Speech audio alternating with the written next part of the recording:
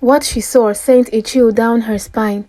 In the dimly lit back room, a group of kitchen staff was gathered around a large table. At first, it seemed like an ordinary meeting, but then Bimbo noticed a strange sight before her. Bimbo had always been a food lover, growing up in a family that adored cooking. She developed an appreciation for good food at an early age. For Bimbo, dining out wasn't just about filling her stomach. It was an experience. The ambience, the taste, the unique flavors, it was all part of the magic. One evening, after a long week at work, Bimbo decided to treat herself to a nice dinner. She had heard good reviews about the Special Bites, a cozy restaurant tucked away on a quiet street. It was known for its warm, welcoming atmosphere and its tantalizing menu of international dishes.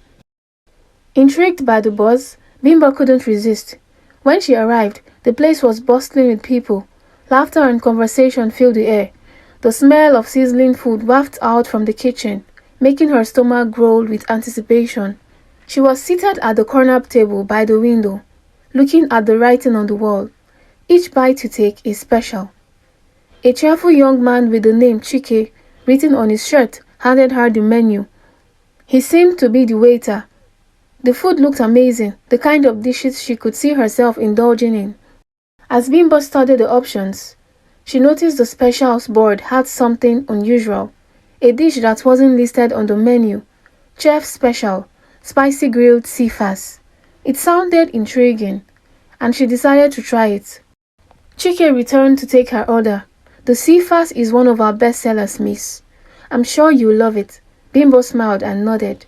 I'll have the seafass, please. As the evening unfolded, the restaurant lived up to its reputation. The service was friendly, the atmosphere intimate, and the food, when it arrived, was absolutely divine. The seafass was perfectly cooked, bursting with flavor. Bimbo savored each bite, complimenting Chike for the delicious recommendation. After finishing her meal, Bimbo decided to take a walk outside to stretch her legs. She had been sitting for a while and wanted to clear her mind. As she strolled around the block, she noticed a small door at the side of the restaurant, partially ajar. Curiosity piqued. She stepped closer. She wasn't sure what exactly prompted her to approach, but something about the door seemed out of place. The building's exterior was neat and polished, but this door was hidden in the shadow of a narrow alley. It didn't look like an entrance for customers.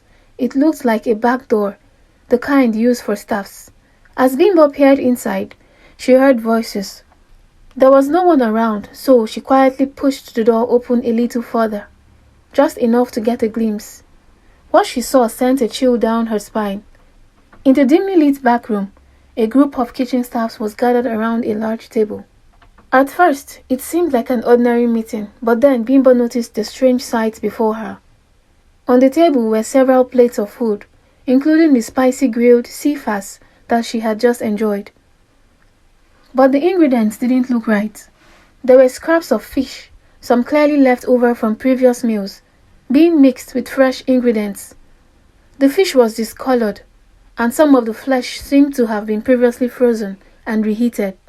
It was then that Bimbo realized with horror that the restaurant wasn't using fresh ingredients at all. They were repurposing leftovers, reheating them, and passing them off as gourmet dishes. Her stomach turned as she watched one of the chefs take a fork and scrape off some of the leftover fish, mixing it with seasoning to serve as the fresh seafass. Bimbo felt sick to her core. What she had thought was an extraordinary meal was in reality a deceptive charade. Before she could process what she had seen, the door slammed shut, and she quickly stepped back, her heart pounding.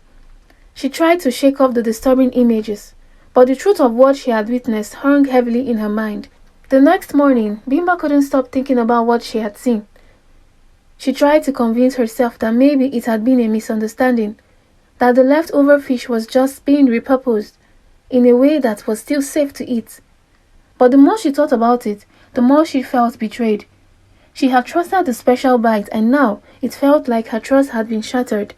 She decided to return to the restaurant not to eat, but to confront them. Bimbo had to know the truth. She walked into the Special Bite later that day, determined but calm. She was greeted by Chike, the waiter from the night before. He smiled, but Bimbo could see the subtle shift in his demeanor when he recognized her. "Good afternoon, miss. How was everything last night?" he asked. Bimbo looked at him with a stern expression. "I'd like to speak to the manager. It's important." Chike's smile faltered slightly. "Of course, let me get him for you." The manager, a man in his late 30s, arrived moments later. He looked pleasant, but Bimbo knew that wasn't what she was here for. "I'm sorry to bother you," Bimbo began, "but I need to ask something about your food. Last night, I ordered the seafood, and I saw something that concerns me. Can you tell me where the fish comes from and how it's prepared?" The manager's face stiffened, but he maintained his composure. "Our fish is fresh, sourced daily from the local markets. We pride ourselves on quality, miss.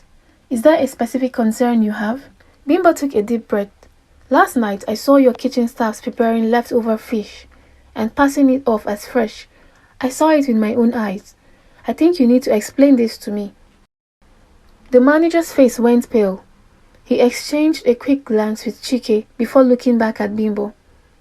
"I am not sure where you got this information from, but I assure you that's not how we operate. We only use fresh ingredients, and I would happily show you our suppliers."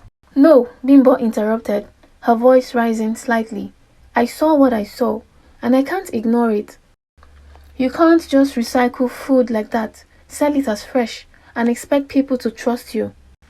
The manager's demeanor shifted from calm to defensive. "I think you're misunderstanding. That room you saw was a storage area. We sometimes prepare extra food to make sure we can meet demand during busy hours. We try to minimize waste." Bimbo could feel her anger rising. "That's not the same as serving recycled food, and you know it. You are deceiving people, making them think they are getting fresh, high-quality meals when they are not. I can't unsee what I saw last night, and I'll be telling others about this."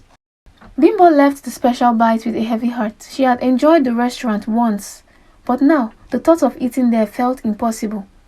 The food had once been a symbol of comfort, of indulgence, but now it was tainted by the knowledge of the secret hidden behind the kitchen doors. In the days that followed, Bimbo told her friends about her experience. She didn't want to become a whistleblower, but she couldn't stand the idea of others unknowingly eating food that wasn't what it seemed. Word spread, and soon enough, the restaurant's reputation began to falter. Bimbo knew she couldn't go back to the special bite again. Every time she thought of the seafood she had so enjoyed, she remembered the way it had been prepared, and it made her stomach turn. She realized that sometimes the truth behind a place was far more important than the image it presented, and as much as she loved good food, she would never again ignore the secrets hidden behind closed doors, no matter how inviting it seemed. The trust was gone, and with it, her desire to ever step foot inside the special bite again. What would you have done if you were in Bimbo's shoes? Did you think the manager handled it properly?